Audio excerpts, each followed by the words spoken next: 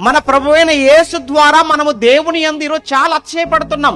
ఎంత అతిశయమో తెలుసా అండి? దేవుడు నా తండ్రి అండి అని అతిశయపడుతున్నామండి. ఈరోజు నేను దేవుని కుమారుణ్ణి అని అతిశయపడుతున్నామండి. దేవుని పిల్లలమని అతిశయపడుతున్నామండి. అవునో కాదో ఒక్కసారి మీరు ఆలోచించండి. ఇది అందరికీ కాదండి. నిజంగా యేసును మనస్ఫూర్తిగా ఎవరైతే విశ్వసించారో, యేసును ఎవరైతే పరలోకం కోసం, వారి పాప క్షమాపణ కోసం ఎవరైతే యేసును అంగీకరించారో, ఎవరైతే స్వార్థము లేక కపటము లేక యథార్థంగా యేసును వారి హృదయంలోనికి చేర్చుకున్నారో వారు అనుభవించేటువంటి అనుభూతిది. అందరికీ కాదు.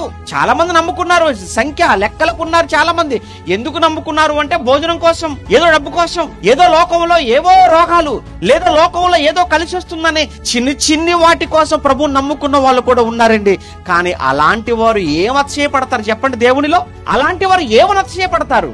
అలాంటి వారికి ఉండదండి ఈ అనుభూతి, ఈ సంతోషం అలాంటి వారికి ఉండదు.